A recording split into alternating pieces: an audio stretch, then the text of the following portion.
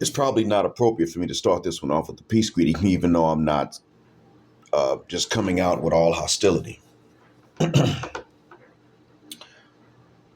Omar Johnson has apparently said that he outright, with no pretensions, rejected Islam altogether.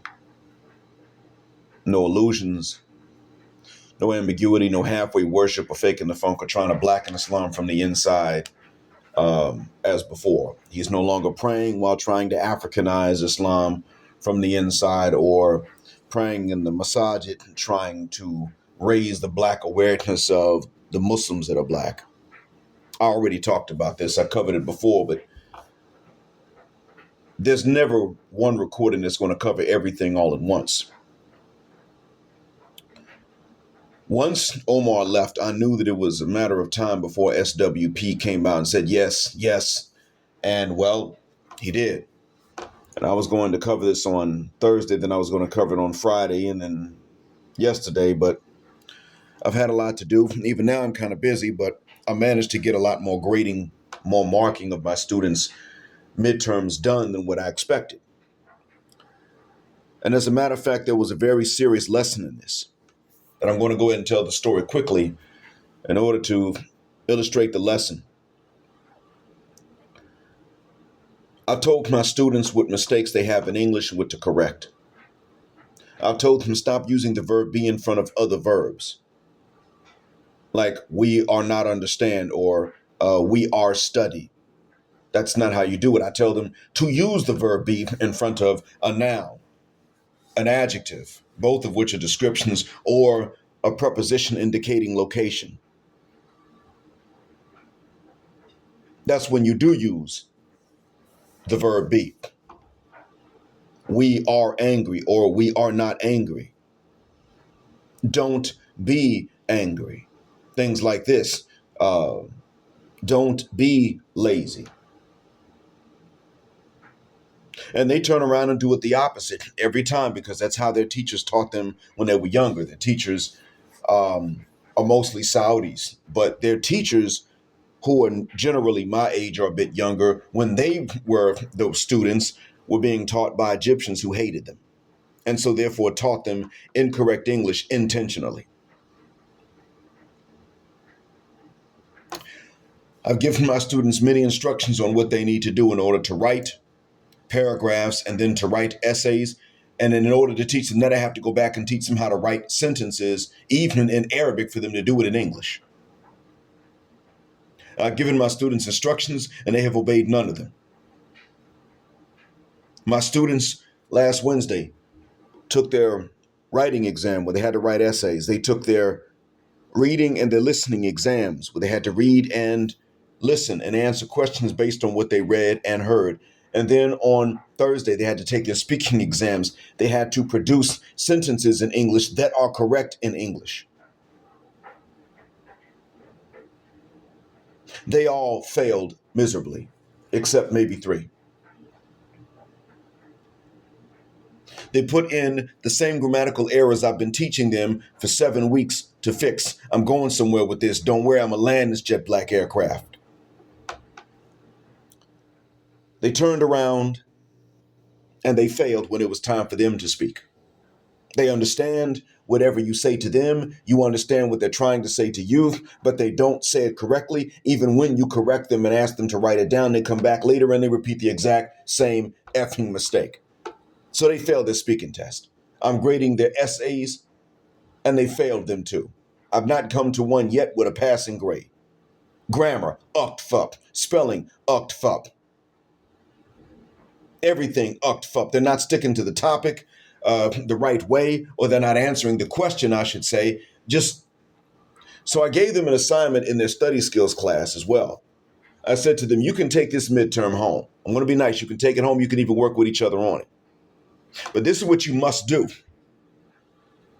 You must choose a nation from the Americas, but not the USA. Any nation from the New World except the USA, that includes the Caribbean islands. It can be any Central American, South American, or North American, or Caribbean nation, as long as it's not the US, but it is the New World. You can work together. I don't fivaguk, but you must each have your own 5-slide PowerPoint presentation on that nation's economy. That's it. You can use AI to generate your images. That's fine. I did this to see if they would follow the effing directions, and most of my students started coming to me with slideshows about the economy of Saudi Arabia. That's not the new world. These niggas don't listen. They don't follow instructions in written form or in spoken form. It doesn't make a goddamn bit of difference. They don't follow because they're used to coming back later and saying, well, I thought, and still getting full marks. But they got the right one this semester. This morning on the board, after the way they acted during the exam last week, and after the way they botched the midterm that I let them take home in another class, I drew a diagram on the board. 5 boxes. Pre-beginner, beginner, intermediate, advanced, and then core. They're in my advanced class. And between any of these 2 boxes in that order, I drew pipelines, and then I drew leaks, wet spots on the ground underneath. And I said to them in English, this is called a leak. And I drew cracks in the pipelines. And I told them, this is you right here. You're the leak. You didn't know that you were, but you got through this way, not the right way. And so what has happened is that now, in between advanced and where you're trying to go next, which is the core curriculum, we're plugging up this leak. The whole university is. That's why they hired me, and that's why they hired the other new guy that started the same time as me. We plug leaks. If you're not ready, we record that you got a failing grade because you failed. We don't make this too easy, and we don't make it too difficult. If you do not improve in your English and correct your mistakes, you are going to repeat this advanced level, and some of you need to go back to intermediate and beginner.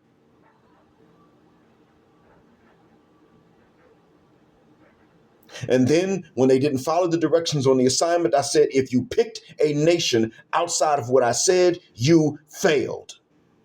If you had trouble submitting it on the Blackboard platform, that's different. But if you did the wrong country, you failed. F your reasons, F your excuses. I don't feel a guck why you did it. You failed. You got a 0. You might as well not have done it at all. It was for nothing. It was a waste. Why do I say this in relation to Omar leaving Islam? Well, SWP, you said you second Omar, so I'm going to explain this. I'm first going to address the word slave in Arabic, which the Pale Arabs actually do use to refer to a whole race, not a nationality, when they're not well trained or educated, is in fact abd. Yes, it's wrong for them to call us that. Yes, abd means slave. And yes, non-black Arabs just casually refer to us as that, even when they aren't against us in any way. It's like the ignorant Appalachian guy that thinks that it's okay to call us the N-word. Similar to that. I don't let them get away with it. I know they think it's okay. They got used to it, but they also know we don't like it. So they're careful around us. They say it in front of me, not realizing I'm black, and then I chew their ass out, call them a terrorist. They don't like it, and I say to them, well, it's the same thing.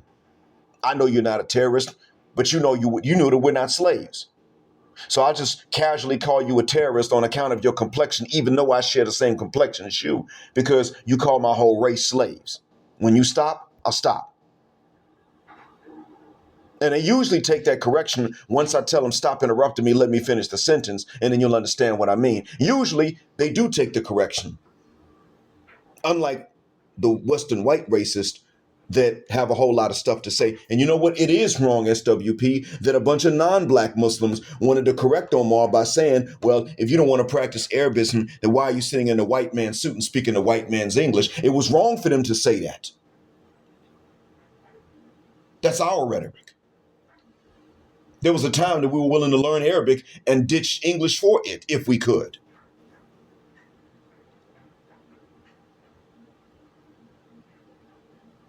I'm unsure what they call us when they are against us, except for a word that has to do with the coast of Tanzania called Zanzibar.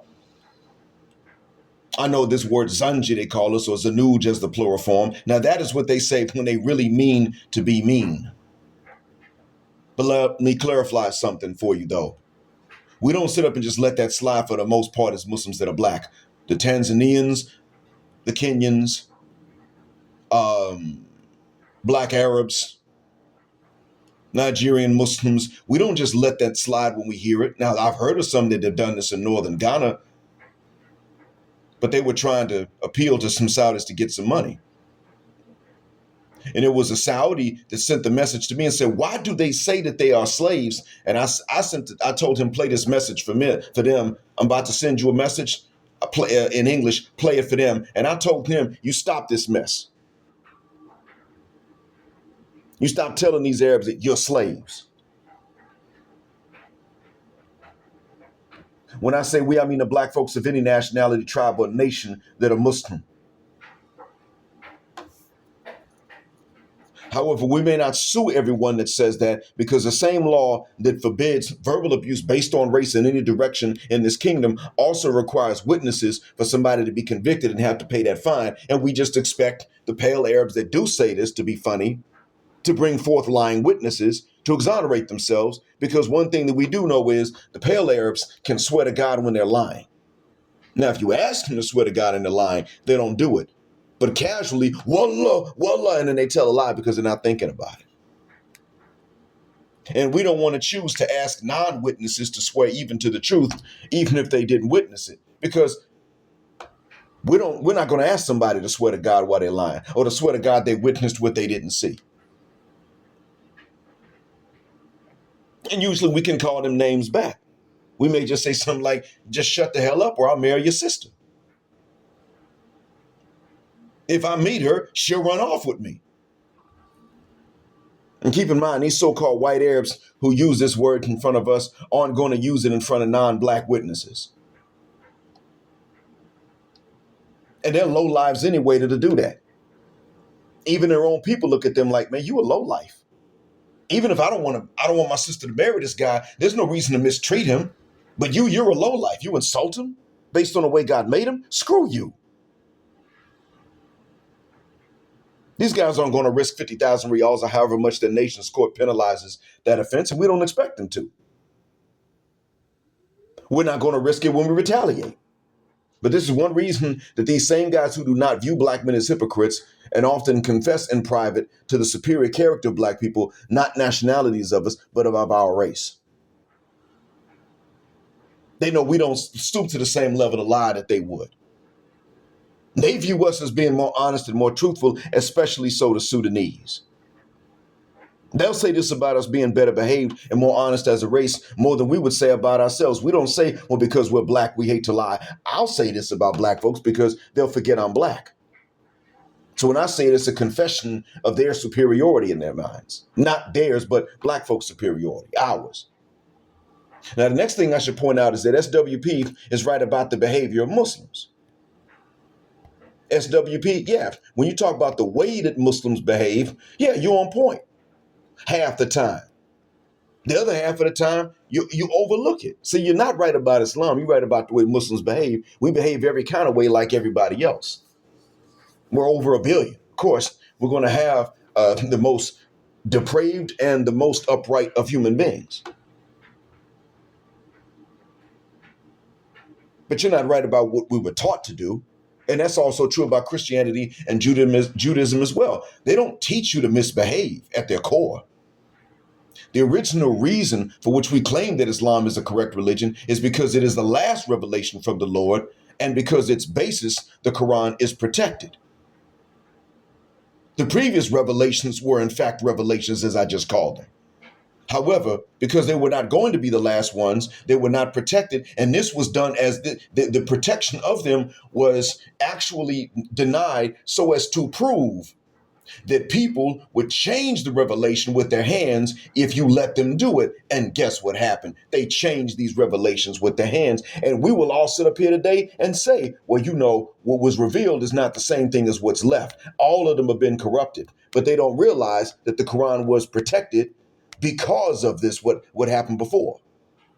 People have tried to change the Quran in cases about which I don't know. And they failed because it's been so often memorized that any copy with a vowel change to change its meaning will be discovered quickly. When they're printed, pages are scrutinized just to make sure that ink blots don't cause confusion from the printers.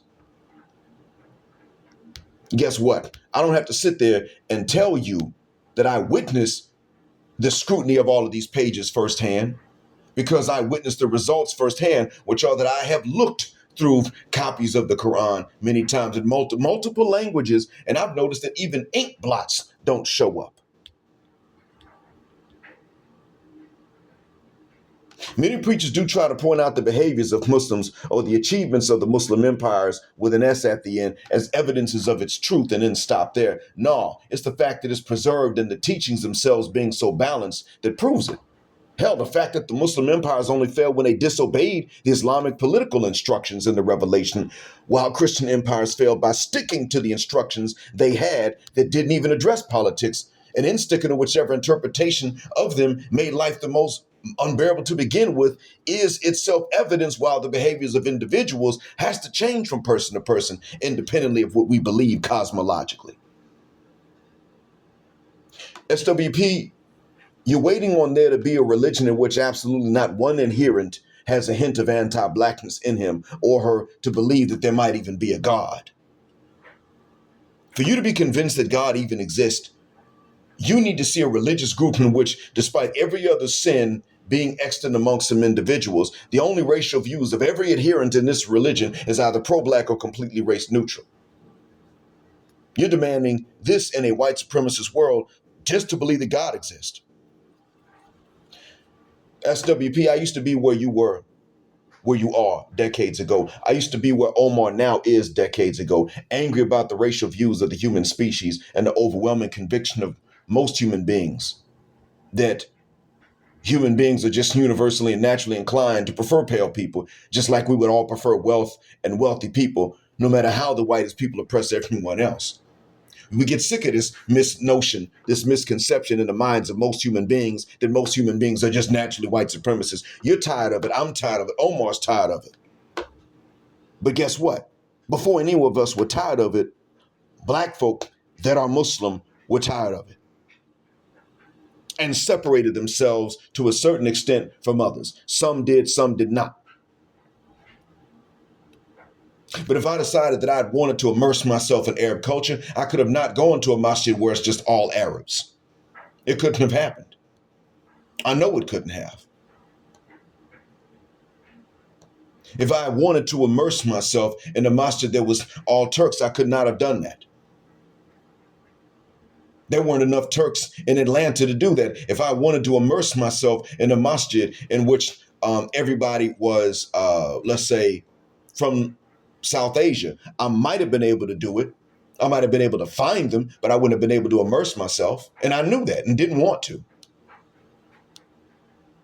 When I decided that I wanted to go ahead and pray next to only some black folks and only behind some black imams in Atlanta, it took me a while, but I found two places like that without the masajid smelling like mildew.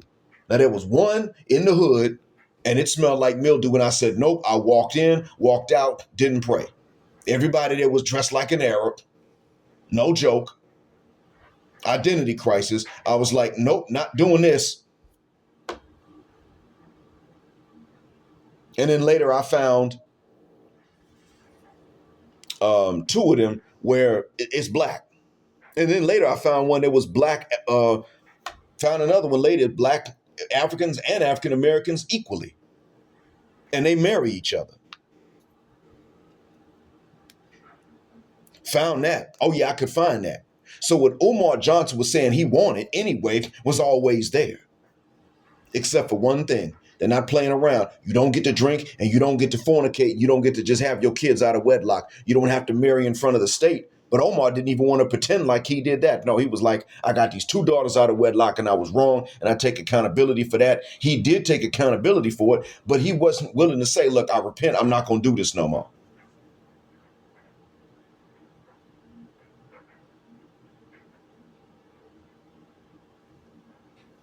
When you actually look at the teachings of religions, you can see that neither of the Abrahamic faiths, as they call them, justify racism or colorism themselves, not the faiths. You just got people within them that are still on that stuff. Just like you got Muslims who drink when the rules say don't do it. You got Muslims on drugs when the rules say don't consume them. You got Muslims that consume porn when the rules say leave that alone. You got Muslims that fornicate when the rules say you can get married, but leave that alone. You got Muslims that make it difficult to marry their relatives, even when the rules say don't make it difficult on the basis of finance. Check for character and religion, and then let her decide if she wants to marry him after that.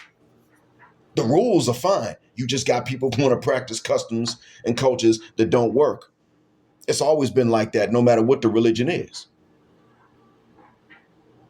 Even the tribalism attributed to the Old and New Testaments is unsanctioned in the Quran or the Hadiths about Muhammad's behavior and decisions. He's considered by some modern anti-racists as the first written recorded anti-racist, anti-tribalist, and anti-nationalist in history. He's recorded and written down as being the first anti-discriminator in history. People tell us that he owned black slaves, but he owned slaves that were various in their origins. And he freed them all, period. End of, last I heard, except maybe one that wound up poisoning him and some other companions, and I think she was executed before she could be freed. And frankly, I don't know if he owned her or someone else owned her. It's not about how an adherent individually behaves that determines if a faith is correct or not. Study the faith itself, and then if there are examples of it succeeding as a system, which Islam has in history now, even better. Christianity has more than one empire. Yet they all couldn't last because of their stance against the very science they needed to advance their standard of living, among other things. You see how that works? Judaism has its states in the Old Testament, a northern and a southern kingdom, and they actually messed up and lost them by disobeying the revelations they had and in betraying a Messiah who came with their last warning. Then those who followed that Messiah were from other backgrounds, and they didn't have any political instructions to go along with the states they ran in Europe, which allowed just scientific discoveries to become divisive points of blasphemy that weaken them. This is evidence that, frankly, Judaism had political instructions revealed. They had to abandon them to fail the states. Then they had to turn and change the instructions they didn't like in order to mess around and lose those instructions. We admit that the law revealed rules to them, but they erased them later because they wanted to. They didn't want to punish the wicked for adultery, the rich for adultery. They didn't want to punish the rich the way they punished the poor for the same offenses. We admit that Christian empires could have possibly benefited from these Old Testament revelations if they hadn't been erased and changed from jump before the Messiah. In the end, though, despite an error that many Muslim preachers make, we can't base our claims on the individual behaviors of our adherents alone. That's a bonus and a great sign if the others are in place. It's not sufficient on its own, though. Hell, look at schools in Arab countries. School kids in some Arab countries are savages. It's not different from in high schools in the West. What's the reason? It's because Satan has free reign in one and he has a lot of work to do in the other, so he tries harder. One place, he got to try hard to get what he wants, so he does it. Another one, it's easy, so he does it. Next, if we're going to promote African spirituality, let's ask the questions that are necessary. Which African? Which spirituality? Yoruba, Igbo, Fante, Fang, Wadabi, who don't even believe in an afterlife at all?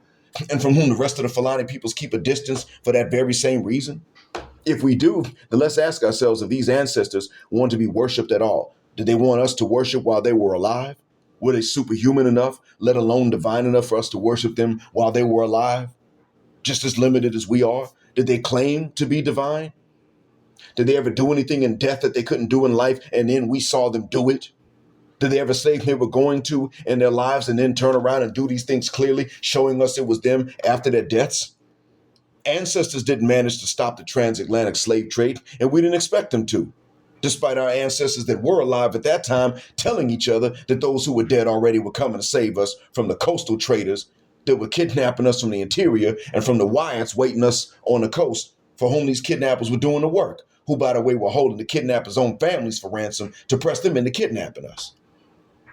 It was a mess there. And the ancestors couldn't fix it. Now, neither in Judaism, Christianity, nor in Islam did we have any promise that we would be enslaved or that we would always remain free. Neither one was promised. God never promised us either way, but he did give us instructions, and we could follow them or we could disobey them. And we were in no position to ask for his protection if we disobeyed him. There never was a promise of an easy life from jump on this planet. Now, he did promise that we would experience both pain and pleasure, hardship and ease, wins and losses in this life. And that promise comes true in this life for us daily, even if you don't believe that he promised it. Has your life, SWP, not been ups and downs? Who sat up here and could guarantee that it was going to be this way for everybody? So SWP, you're right to condemn the idea that struggle and suffering are the purposes for which Allah created us. The purpose for which he created us was actually to worship him, not to specifically enjoy or to suffer, even though he promised us both. And he keeps that promise even to those who never heard the idea that he promised us both already. If you grow up your whole life never hearing about the Lord and his promise that you will both suffer and you will enjoy, you will still wind up doing both. But the purpose for which we were created was to not only worship him, but to choose to worship him voluntarily. And we must choose that for the worship he demands of us. He gave us free will so that we can choose to worship him and then do it with intention. That's the purpose. And we're supposed to fulfill it voluntarily with a decision. We don't have to decide a damn thing to suffer, and in rare situations to enjoy either. That doesn't take a decision. Just live long enough. So that notion that glorifies suffering among our people, be we of any faith, is in fact the issue that you and others have, and that is a legitimate issue to have. I'm the one that's got issues with people's interpretation, but it's not the instructions themselves. Just like when my students did the assignment, they didn't want to read it carefully. They just wanted to speed read through it and just throw something together. And guess what the work they did? Well, they got a 0, not because my instructions were wrong. They got a 0 because they didn't read them and they sped through. They wanted to half-ass do it and get full results. In all honesty, while SWP, you have misunderstandings to clear up, and I believe that some of your objections are because you want to drink and fornicate and sleep late. Like Omar, I also believe you got a valid objection to the nigger notion that our purpose is to suffer, which is neither an Islamic notion nor a notion from any prior prophets, peace to them. That's a nigger notion. It is a plantation nigger trauma notion. And we got that from some white folk, mostly the overseers, whose only job was to sit on top of us, whose lives were crap without us underneath them. And they knew it. They were some of the original niggas on the planet. And it's one of their notions. Life's just supposed to suck. If life don't suck, you sold your soul to the devil. That's where a lot of this comes from. But we really internalized that even after they abandoned it. And it is, in fact, a notion amongst our people across the board, not limited to a religion or a nationality of Black people. We glorify suffering entirely too much as a race. And while we aren't the only ones to do so, we are the only race that I've seen do this as a race when we're not unified on anything else. We often forget, be we of any faith, we forget that suffering isn't the purpose itself, but a guaranteed experience as part of the test. Now, on the other hand, SWP, I realize you resent God for testing people at all. And that comes from a notion that God owes it to our species, or at least our race in the species, to just start us off in paradise without the test. In order to resent him for the test, you got to have that notion. Or you got to feel like the test is something, you got to really be convinced that the test is something you could not have passed to begin with. And that's when you get this idea you have in the back of your head that says to you, who the hell is this deity to test us as far as we reason out? But in order to think that, you got to forget that God owns us because he created us. You got to forget that Allah doesn't blame us for what we don't control. You got to start seeing that. You got to notice that Allah does not walk around any houses of worship of any faith and just pass out cash to young, fervently worshiping men so that they can marry young and responsibly, even though fornication's wrong. And it's easy to not remember this or not notice this and then to get upset because you think Allah's trying to entrap people, especially those who worship him the most, if you're listening to the wrong party. But see, you resent God under any name and in any language, or you resent the notion of God. If you really believe there's no God, then you still resent the notion of God for testing human beings with any test because you don't realize God tests with both ease and hardship alike. You've been taught that the only test is hardship.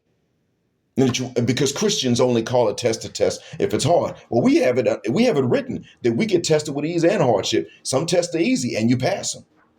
He helps you. It balances out. That notion is not in Christianity. So therefore, one's relationship with God in Christianity is only based on hardship and suffering. No wonder people can't stay in the church when they're raised in it. You actually have a legitimate gripe there with the church. Any church. However, we have a teaching that you don't know about. And that is the one I just mentioned, that God tests with both ease and hardship. And that if you're grateful for the ease, he'll draw you near for that without demanding suffering in its place. He's not sitting up and saying, okay, well, you can only get near to me through suffering. No, that's a part of it, but it's not the only part. You show him some gratitude for when things are easy, he's very likely to remove some suffering that was waiting for you down the road. Ask me how I know. Suffering will have its turn with you anyway, but he'll decrease it. But also realize, SWP, you resent Muhammad, which is why you call him an illiterate warlord messing around with little girls, unaware or unbelieving of the evidence that Aisha was actually grown when she married him, peace be to him.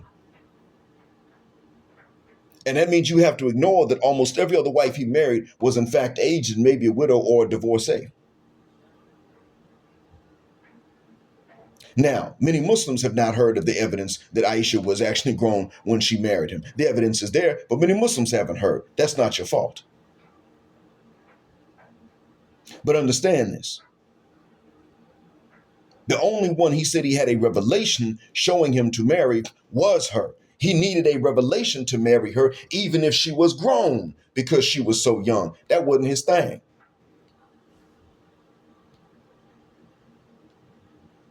If he had not gotten that revelation, he would not have thought about it.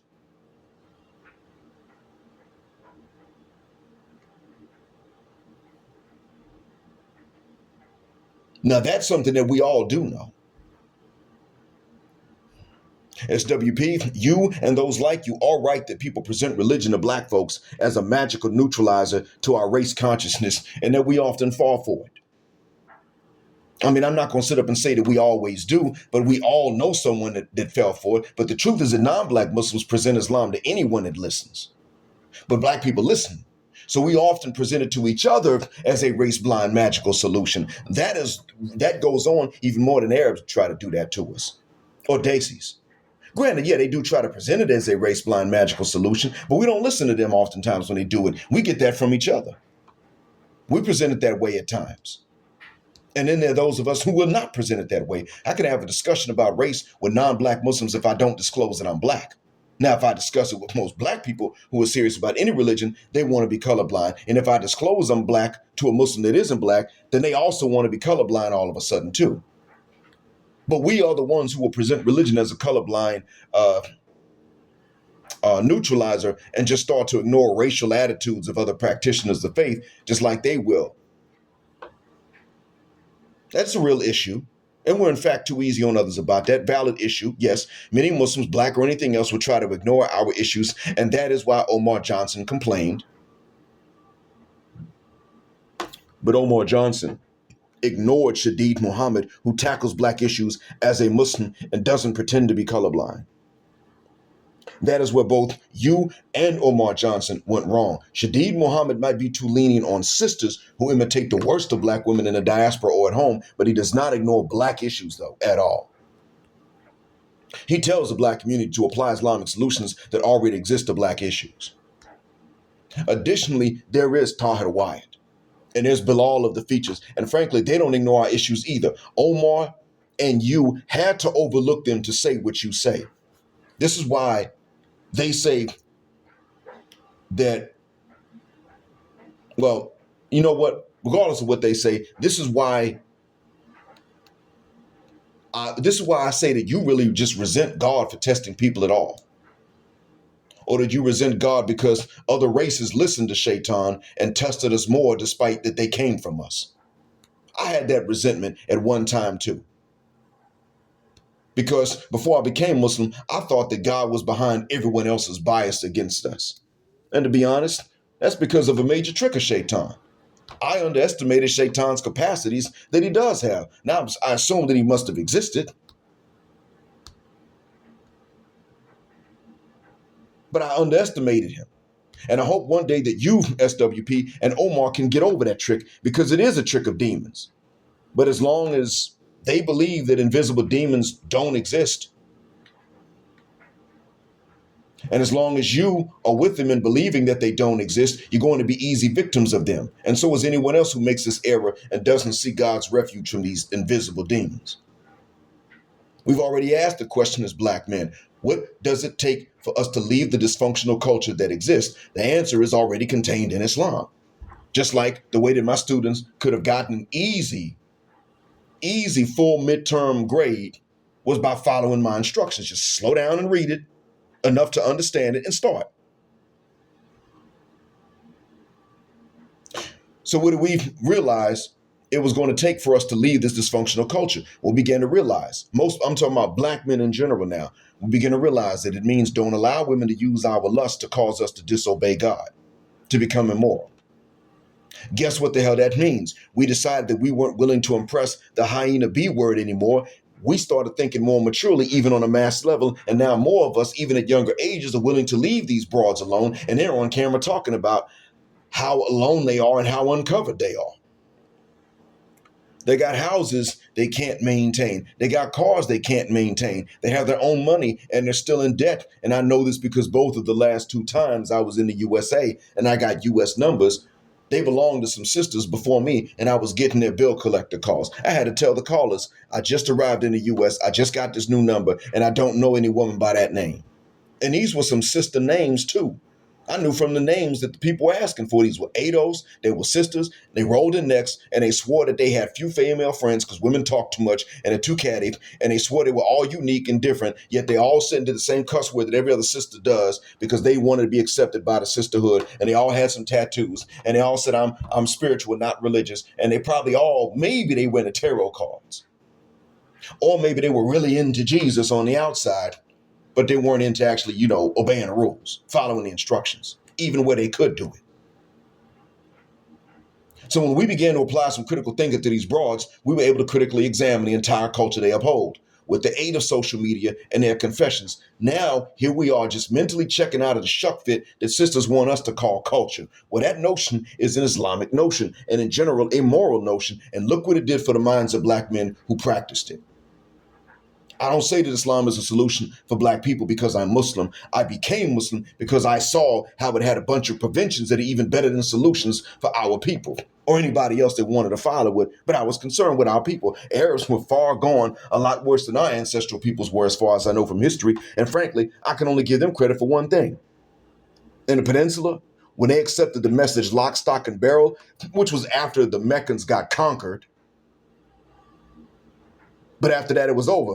They accepted it so thoroughly that they didn't even raid each other when the next crop failure occurred a few years later on. And they were able to develop what would become an empire. That's like Black people having an empire today. Now, later, when some generations took it as a joke and accepted it, but with conditions, then they lost power to other ethnic groups.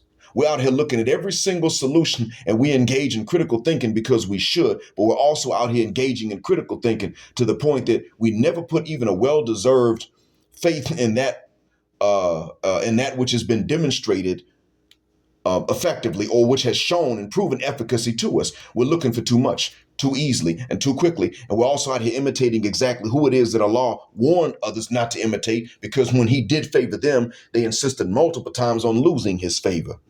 And they did it with things like what we do now, thinking they can outsmart everybody in debates and even trying to out-debate God himself sometimes. Telling Moses, let us hear the voice of God. And when they finally heard the voice of God, had the nerve to sit up and say to him, you know what, we'll believe when we see him with our eyes. Just just making a mockery on Moses all the time. Peace be to him. We try to cast doubt on any rule that people just don't generally want to follow right off the bat. Don't drink alcohol? Okay, now we're going to start debating and examining what the word alcohol means. Start debating the molecular structure of alcohol instead of just leaving it alone. We don't stop, and that's our fault, not someone else's.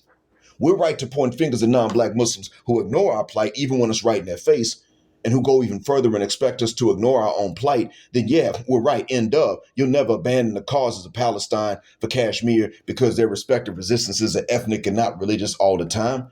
Damn you for that. We're right when we talk to them this way. But there are black Muslims that talk to them this way. That's actually pretty common. Omar knew that. Omar's been knowing that since he was young because he grew up in that. SWP, you're right. When you condemn non-black Muslims for that. I'm right to condemn non-black Muslims for that. The ones that do this. There are many who don't anymore, but the ones who do it, yeah, screw how they feel. The hypocrites if they wouldn't abandon one, but insist we abandon ours. I'm calling their very Islam itself into question. I want to know how they're still even Muslim, and I say this, regardless of what they claim. Maybe they're not. I got doubts. Ain't my fault. They're the inconsistent ones and have a different sense of morality for different complexions of people. We still have to admit that many of us look at the rules and just decide that, frankly, we don't want to obey. And instead of admitting that, despite our brutal honesty in other contexts, we start overanalyzing rules itself to search for a thread upon which we can pull to try to unravel everything. And I know that because a lot of African-American Muslims ourselves also do that because we don't want to be too different sometimes. Many of us tried to redefine riba, which means interest, usury, so that we can take out regular mortgages to finance the American dream of home ownership. We weren't supposed to be caught up in the American dream. Rent is now, in fact, unaffordable in many places, from what many of you were saying on YouTube. But if we'd been willing to take the same incomes and acquire properties abroad where we could have afforded them, we'd have been in better situations now. There was always the Caribbean, Latin America, and Africa back then, and they were more affordable. We didn't even look into them. We just stayed stuck on America. Same plantation of our trauma. And even then, most of the time, we kept looking in the big cities with all the glamour and glitz instead of looking at more affordable land in rural areas or medium-sized cities. That was our fault. In Islam, repatriation is a principle to be practiced by those who can afford it. It's called hijrah in Arabic. I practiced it. But the Muslims who readopted the American dream abandoned the instructions and then try to redefine the American dream, or they abandoned hijrah and they tried to redefine hijrah to mean moving to Chicago or Philadelphia, even if you could afford to live in an environment that was better suited to your grandchildren staying Muslims. Chicago and Philly ain't it. Case in point. Omar was born to Muslim parents. Now he's gone. Is that what his parents wanted? Well, they weren't willing to repatriate. Neither one was willing to repatriate. Dad winds up in the arms of a Beckett, and his mom, well, she's ill, but she not gonna leave America. And Omar said, I would have been repatriated, but my mom's old and I'm not gonna abandon her in the US. Well, her job was to fit the guck up, especially if she'd ever been Muslim. It was to fit the guck up and take her butt somewhere better than America. She abandoned that.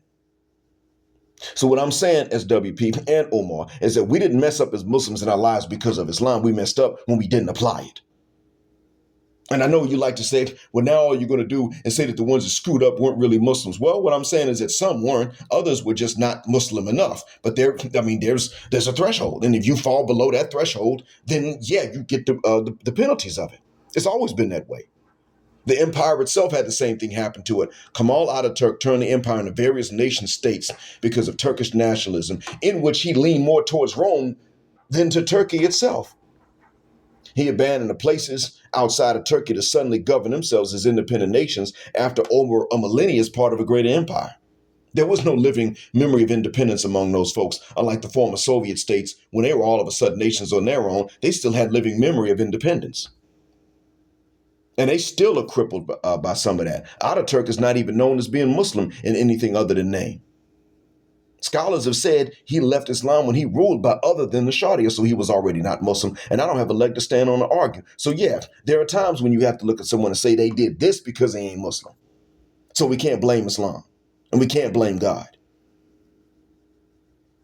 The same happened to us and will happen to Wyatts if they accept it and then start nitpicking like we did, like Arabs did, like Ataturk did, like Turks did later on until recently, like the children of Israel did with the revelation they got all the way up until they betrayed the Messiah himself, peace be to him, and bragged about getting the Romans to kill him, really believing that they had done that. Until they got scattered, and some of them even became ancestors of us today. Every time people did this, played around with it, didn't want to take it seriously. I'm not saying they had to be perfect, but didn't at least take it seriously. Every time they did that, they paid the price, and we're not going to be no different.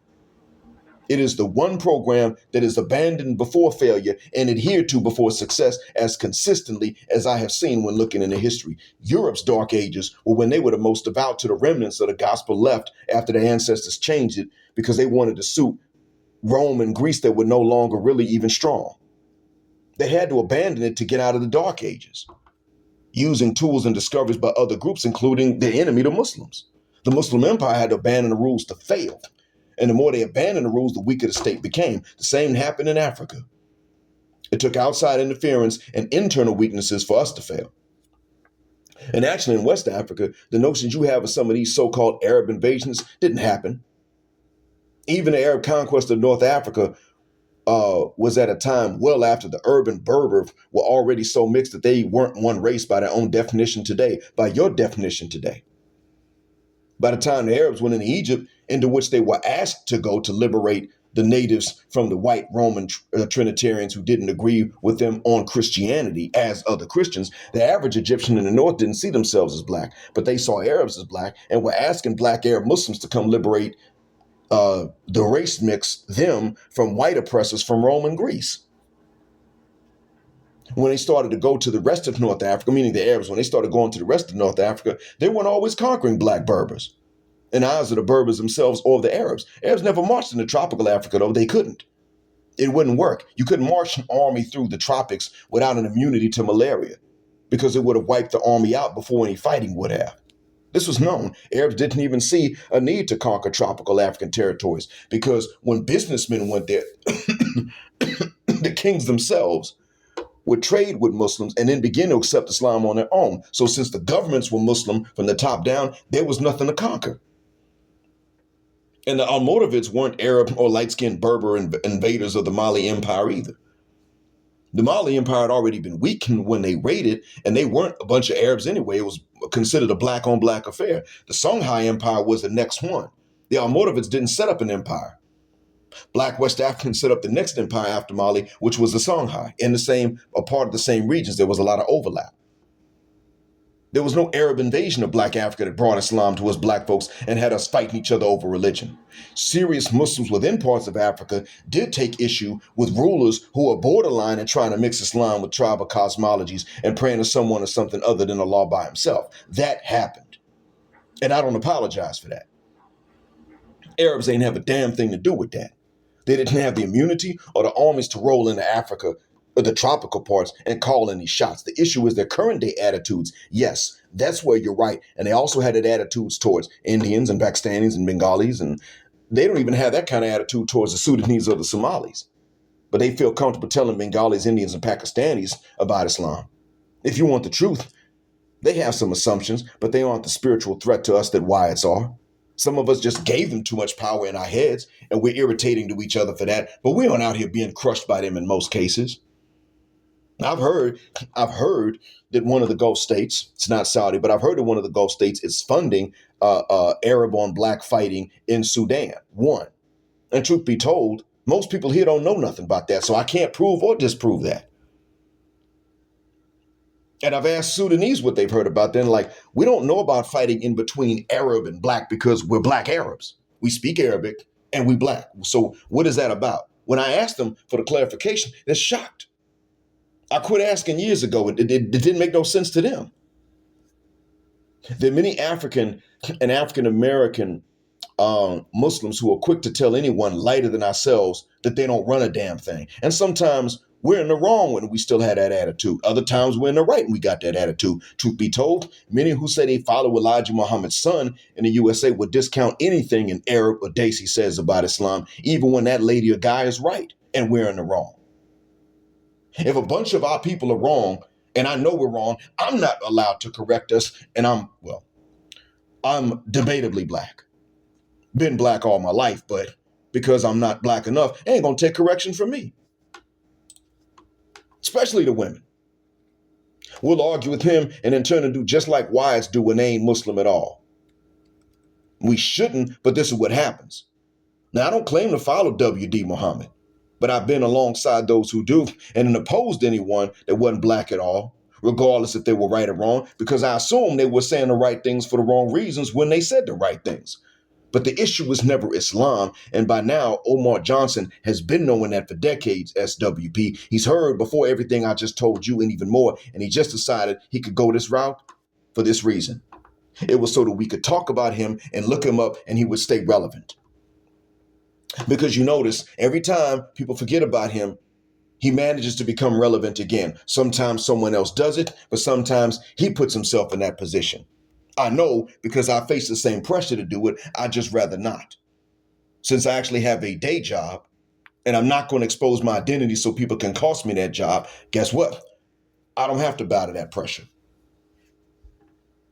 I can sit up here, go 3-4 days, not record and upload anything. And then when something's relevant to talk about and I can probably help the listeners and audience, like right now, then I go ahead and do it.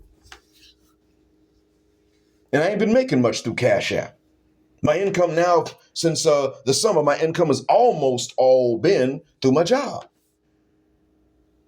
And I ask Allah to keep it that way. But see, Omar, for him to eat well enough, he's got to stay relevant on social media. And this card that he just now played, he left Islam, is almost always the last card anyone plays before they run out and they have nothing going for themselves after that. It happened with him. Well, it's probably going to happen with him. Ayan Hirsi Ali is just one other example. And life sucks for people who leave Islam and then proclaim it or don't proclaim it for that matter. Kola Boof is another example. Who envies Kola Boof? She has to make up stories about Osama bin Laden and Jimon Hunsu to stay relevant. One man would have never been in the same place as her at the same time. The first one, I'm not going to say his name twice in the same recording and trigger surveillance, but it's probably too late anyway. But then Jimon Hunsu was like, I don't even know her. What y'all talking about? She seems to have given up trying to even stay relevant nowadays, unless I'm just unaware of her vies for attention she doesn't need. There have been other women too, and sometimes even in my own family. And there have been men who do the same and nothing goes well for them afterwards. I'm just not related to these guys. Andrew Tate had only the support of some Muslim men, and then he called the Messiah his Lord after he accepted Islam. And now any Muslim men who still support him or make excuses are seen by others of us as not being Muslim because they worship in a man and not Allah. So you follow him now, we got doubts about you. Someone's going to have them. Guys with no fame at all out here getting more clout, and rightly so, because they can stand on a solid platform and castigate Tate. Hell, they better castigate him according to what Tate himself said. Andrew Tate didn't even say he had left Islam. He just accepted white supremacy, and Sneeko, who needs to change his name, had the decency to call him out just for that. Blast a culture? Sure. Blast a race? Are you nuts? That's not Islam. And Tate's not only going to wind up in a Romanian prison the way things are going, he'll probably have no support when he does, because where the Muslims going to be? It's not what I want for him. It's just what he's facing. That's the direction that he's heading now. I don't know of anything positive in his future at this point, even his following. I hope that he corrects himself, but you know what? I'm not going to sit up and hold my breath for it. Now, I ask you in all cases, whatever they wanted, enough.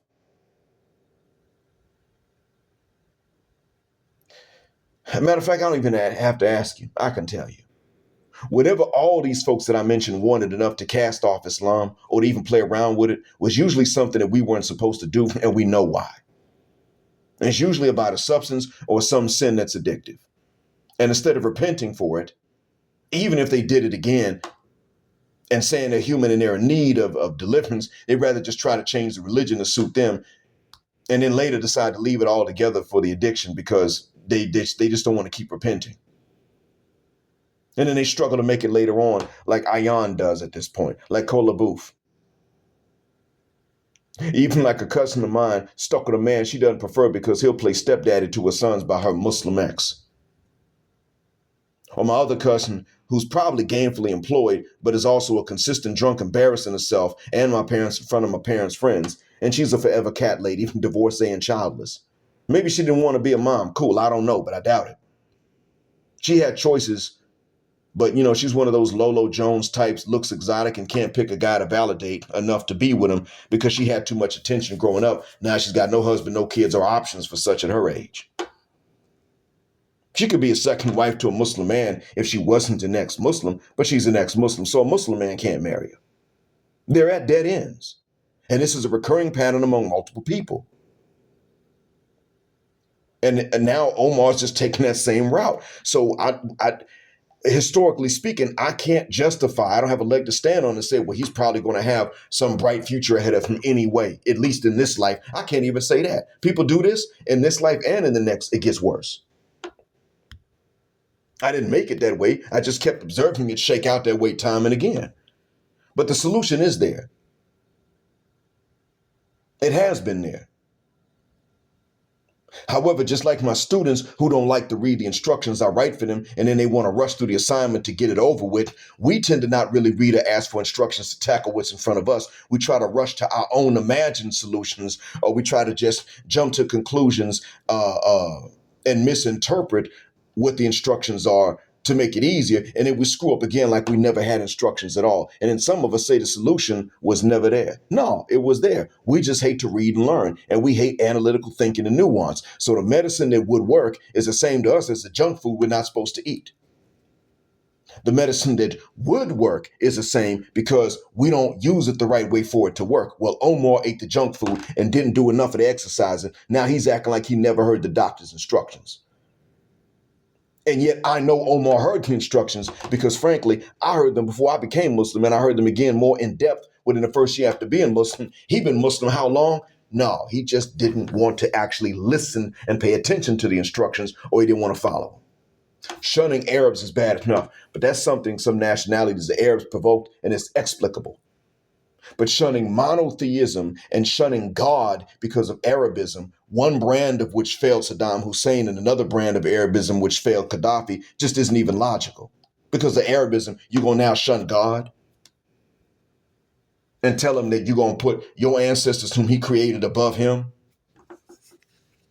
Does he believe that the ancestors really are deities over both the visible and the world, the realm we can't see? Does he believe, does Umar believe that the ancestors who were alive and human just like us, with our same limits, are now somehow powerful over the elements of nature that are more powerful than us after they died, when they were subject to the same elements more powerful than them in their lives on earth? Does Omar think that Shaka Zulu was going to sit in judgment of him in this life or the afterlife, or that even Shaka has to answer to the King of Kings? Gozi Amagozi. Well, it's so unlikely that it's damn near impossible that he thinks that blackness will elevate ancestors over the God who created us and then created other races from us. So what it means is that he's not even really convinced of what he said. He just doesn't want to go along with the instructions. Omar, like most of us, started off impatient for racial justice. I did too. But his impatience got the better of him, and he decided that when a law demands certain self-discipline before he'll help the oppressed against the oppressors, like he did with black and non-black people before, Omar got so impatient that he said to Allah, I won't submit to you until you, the creator and king of kings, obey me and deliver us from our enemy's power over us. Well, Allah doesn't need any of us. And just like he expelled Iblis from on high for hating Adam enough, peace be to him, to disobey Allah with arrogance and no guilt, he doesn't need Omar or me or you, and so he expelled Omar for what was left of guidance. We are not going to shout Allah into what we want him to do, no matter how black we are. When the Lord tells the angel of death to remove his own soul from his own form, guess what that angel's going to do? When he tells mountains to crumble flat, guess what they're going to do? When he tells air for hundreds of miles around to spin around a center at hundreds of miles an hour, guess what that air is going to do? And we're going to call it a typhoon or a hurricane. That phenomena existed long before there were people at all, black or descendant races, and these phenomena will exist after we're gone, long after. Ancestors have never caused this phenomena, predicted them, affected them, shortened them, lengthened them, nor stopped these phenomena called typhoons or hurricanes, because they don't command the elements. And when they were alive, they didn't pretend to command the elements. Now they're gone. They didn't even ask to be worshiped, and yet got Omar saying that he will leave the God who created him to worship these ancestors. Now, that's WP. If you're truly convinced that there's no God at all and that it's all merely atoms and molecules from a big bang at random completely with no agency from a creator, then why are you not upset that Omar still believes in something spiritual beyond what we see now instead of going into atheism? You're not even saying, okay, he saw the light because he saw the truth. You're just glad that he looked at something that he said was true before and said, never mind. And then he jumped on something else you don't even believe yourself. And you still celebrate. Who do you think whispered that into your subconscious mind without you realizing it if there's no invisible enemy of mankind? If it all really came down to nothing other than what Stephen Hawking said, then how is Omar any wiser in your eyes for attributing universal control to specifically earthly ancestors? As WP, I'm not saying this out of hatred.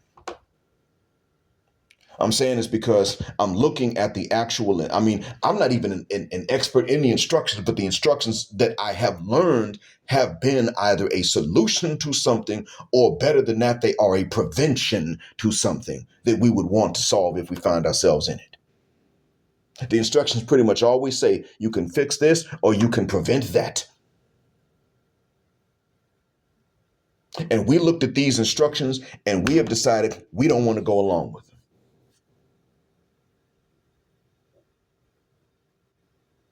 And some of us decide to leave, and that's not something to celebrate. That's not something to celebrate.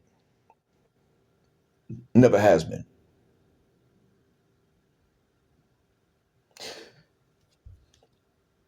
It's actually quite easy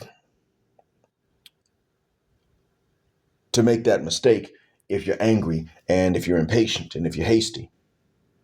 And if you're just not going to let anybody tell you to just have faith in anything, which is understandable because people will tell you to have faith. They'll tell you something that is right, but they'll tell you to put your faith in the wrong direction. And they'll tell you that for the wrong reasons. But by the same token, it is also easy to go off on the other end, the deep end.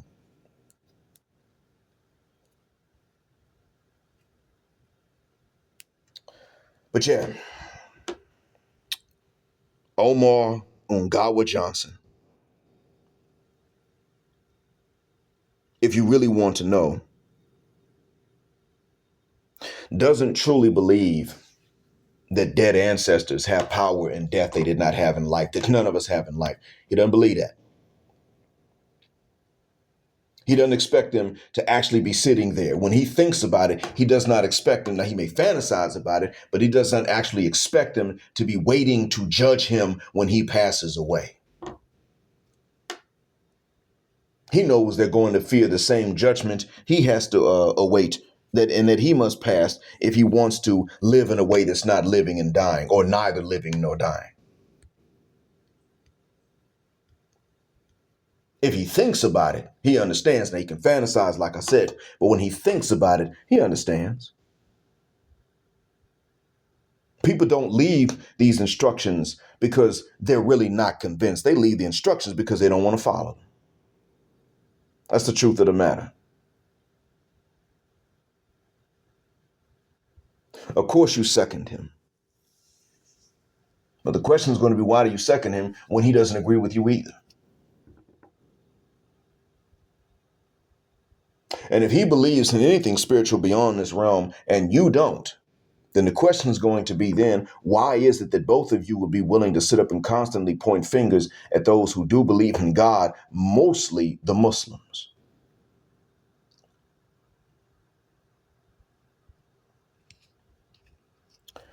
I think too many black folks want to have a relationship with God in which we get exempt from being humbled in front of God because we feel like we've been humbled in front of the other people.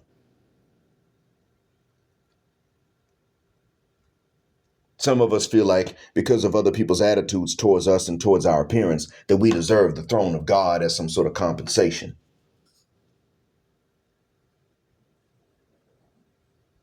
I hope that one day we can get rid of this sickness. Thank you for listening. As always, black heart, black mind, black out. And to the believers among you, assalamu alaikum. Black, heterosexual, non-select male power because certain parties don't like it, and black patriarchy until extinction or judgment day, which is not going to be conducted by our ancestors. Thank you for flying again with us on this long flight here on Jet Black Airways, where the phrase jet black is also a verb. Keep jetting black with us until the wings and the wheels fall off.